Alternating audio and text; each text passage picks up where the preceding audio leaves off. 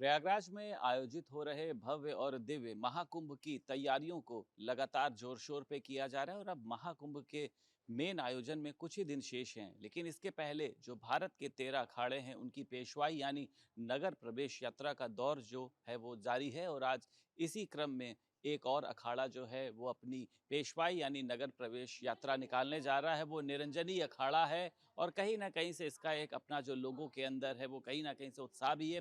तमाम महाराज जो हैं वो इस समय अखाड़े की पेशवाई के पहले यहाँ पर मौजूद हैं और अभी जो ये कहा जा सकता है कि ढोल बाजे बारात जिसमें हाथी भी शामिल है, घोड़ा भी शामिल है, ऊंट भी शामिल है, एक पूरी जोर शोर जिस तरीके से शिव की बारात निकली थी उस तरीके से ही आज जो है वो निरंजनी अखाड़ा अपनी प्रवेश यात्रा को निकालेगा। हमारे साथ महाराज लोग मौजूद हैं। महाराज जी, एक बहुत ही दिव्य और भव्य अवसर है, क्या कहना चाहेंगे आज की प्रवेश यात्रा को लेकर? पहले तो आपको बहुत बहुत बधाई इस महाकुंभ के शुभ अवसर पर। ये कुंभ दिव्य होगा, भव्य होगा। आज हमारा तपोनिधि श्री पंचायती निरंजनी अखाड़े की छावनी जो है प्रवेश होगा, सभी महामंडलेश्वरों का, सभी महंतों का। और बहुत ही धूमधाम से प्राचीन हमारी ये परंपरा है। आदि जगत गुरु शंकराचार्य जी ने हमारे अखाड़ों की मठों की परंपरा बनाई थी। और आज जब छावनी प्रवेश हमारा हो जाएगा तो कुंभ की शुरुआत अच्छा, समझो। छावनी प्रवेश के बाद की जो वो होता है उसमें किस तरीके की प्रक्रियाएं होती हैं, किस तरीके के क्रियाकलाप होते हैं महाराज जी? वह अपने पूजा पाठ होते हैं, स्नान ध्यान होता है, फिर उसके बाद शाही स्नान होता है। 14 तारीख का शाही स्नान है, उसके बाद 29 तारीख का है, फिर 3 फरवरी का है। हमारे 3 शाही स्नान है। ठीक है महाराज जी, आपसे भी मैं बात करना चाहूँगा। शाही स्नान की जिस तरीके से महाराज जी ने बात कराई है मैं उधर ही आ जाता हूँ। शाही स्नान को लेकर भी कहीं न कहीं से साधु संतों में भी एक बहुत ही ज़्यादा उत्साह रहता है कि उस दिन अगर हम स्नान करेंगे तो जो भी एक तो मोक्ष की प्राप्ति होगी, दूसरा जो भी हमारे पिछले पाप थे वो भी धुलेंगे। ऐसा है, हम लोग यहाँ पर जितने साधु संत महात्मा एकत्रित हुए, हम पापात्मा तो है नहीं। भगवान की कृपा से हम सब पुण्यात्मा है। और अपने पुण्य की अभिवृद्धि में जो एक सहायक बनता है हमारा महाकुंभ का ये पावन पर्व, जिसमें हमने अभी तय किया हुआ है कि अमृत महोत्सव होगा हमारा, अमृत स्नान होगा। तो गंगा अपने आप में ब्रह्मद्रवा है, यमुना अपने आप में प्रेमद्रवा है, और सरस्वती जो है वो ज्ञान विज्ञान की अधिष्ठात्री है। तो ब्रह्मद्रवा, प्रेमद्रवा और ज्ञान विज्ञान की अधिष्ठात्री में जब हम गोता मारते हैं तो कदाचित भक्तों के जीवन में कोई दोष होते हैं तो वो संतों के पास आ जाते हैं। हम वो सारे दोष समाज के गंगा त्रिवेणी को समर्पित करेंगे और हम भी निष्पाप हो जाएंगे, पूरा भारत निष्पाप होगा। इस भावना के साथ हम अमृत स्नान करने के लिए जाएंगे। और पर्वों की जो तिथियां हैं, मुहूर्त हैं, उनका जो संयोग बनता है, उसमें हमारी ये पारंपरिक अवधारणा है कि ये पवित्र अवसर होते हैं अपने अंतःकरण के कालुष्य को मिटाने के, जन्म जन्मांतर के, कल्प कल्पांतर के, युग युगांतर के कलुष हमारे मिट जाए और हमारा मोक्ष का मार्ग प्रशस्त हो जाए।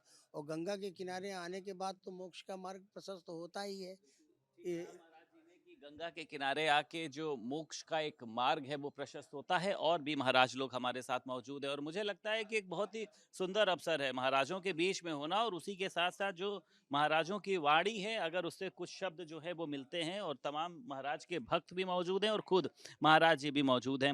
महाराज जी, आज का दिन आप लोगों के लिए बहुत खास है। अखाड़े की पेशवाई कहा जाता है कि बहुत ही शानदार तरीके से होती है और इसका इंतजार भी आप लोगों को होता है। आप क्या कहना चाहेंगे?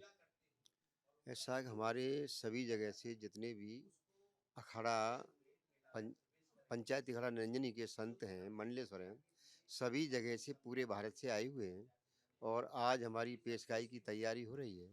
और पेशगाई में आपके नागा संत घोड़े पर सवार होकर निकलेंगे। पेशगाई में सभी हमारे महंत, मंडलेश्वर, आचार्य सभी धूमधाम उत्साह के साथ में नगर में प्रवेश करेंगे। बागंबरी गादी से पेशगाई निकलेगी और ये पंचायती खड़ा निरंजनी की छावनी में पहुंचेगी। ठीक है। और भी ओके। और महाराज हमारे साथ यहाँ पर जुड़े हुए हैं, सभी से इन लोगों से बातचीत कर लेते हैं। अ, ये बताइए आज का दिन जो है कितना खास है आप लोगों के लिए, क्योंकि जिस तरीके से देखिए पुरुष सन्यासी होते हैं, महिला सन्यासियों का जीवन भी बहुत कठिन होता है। देखिए जब आप संकल्प ले लेते हैं तो कठिन कुछ भी नहीं रहता है। और जब आपने साधु वेश में अपना ऑरा बदल लिया है, वस्त्र धारण कर लिए, तो चीज़ें बहुत ही सरल हो जाती हैं। सनातन का तो ये नियम ही है कि सनातन बहुत सरल है। आज का ये जो कार्यक्रम है, इस कार्यक्रम के माध्यम से निश्चित तौर पर सबसे पहले तो हम सबको ये अंतर समझना होगा कि एक अर्ध कुंभ होता है और एक कुंभ होता है और एक महाकुंभ होता है। ये जो इस बार का सुअवसर है, ये महाकुंभ का है, जो कि 144 वर्षों के बाद आया है। तो ऐसे में आज जो नगर प्रवेश की प्रक्रिया है, ये प्रक्रिया निर्धारित करती है हमारे सनातन के उन संस्कारों को, जिन संस्कारों की नींव के ऊपर जो है भारतवर्ष का महिमा और भारतवर्ष जो है अखंड के रूप में हम करने के प्रयास कर रहे हैं। हिंदू राष्ट्र की ओर जाने का प्रयास कर रहे हैं। संवैधानिक रूप में तो हम नहीं हैं, लेकिन आध्यात्मिक रूप से यह भारतवर्ष जो है, ये आर्यों की भूमि है और अखंड है, अखंड था और अखंड ही रहेगा। बहुत शुक्रिया और बहुत ही सुंदर विचार थे। हमारे साथ महाराज जी मौजूद हैं। महाराज जी, आज की पेशवाई को लेकर कितना उत्साहित हैं आप लोग? चेहरे पे खुशी तो एकदम जो है मुझे लगता है सामने झलक रही है। जी, आज हम लोग मेला में प्रवेश करने जा रहे हैं और इस कुंभ में दिव्यता और भव्यता के साथ हमारे नागा सन्यासी और हमारे सभी महामंडलेश्वर और आनंद अखाड़े के सभी नागा सन्यासी और सभी महामंडलेश्वर और हम दोनों आचार्य, पंचायती अखाड़ा श्री निरंजनी के आचार्य पूज्य स्वामी कैलासानंद जी और आनंद अखाड़े के आचार्य स्वामी बालकानंद गिरी में और अपने नागा सन्यासियों के साथ दल बल के साथ आज हम लोग मेला में प्रवेश करेंगे और धर्मो रक्षो रक्षिति, धर्म की रक्षा करना हमारा लक्ष्य है और सनातन धर्म के संस्कारों का पालन करना और उनको समाज को संदेश देना, ये हमारा लक्ष्य है। अच्छा महाराज जी, मैंने कई अखाड़ों के आचार्य महामंडलेश्वरों से बात करी है। हर एक अखाड़े में एक अलग विशेषता दिखाई देती है। अगर हम बात करते हैं निरंजनी अखाड़े की, क्या विशेषता है? इसके साधु संतों को देखकर किस तरीके से पहचाना जाए? देखिए, अखाड़े सभी एक ही हैं, सबकी अपनी अपनी एक विशेषता है, मगर हमारे यहाँ जो सन्यासी हैं, हमारे महामंडलेश्वर कोई डॉक्टर हैं, कोई इंजीनियर हैं और कोई टेक्नीशियन हैं बहुत बड़े और जितने भी एजुकेटेड,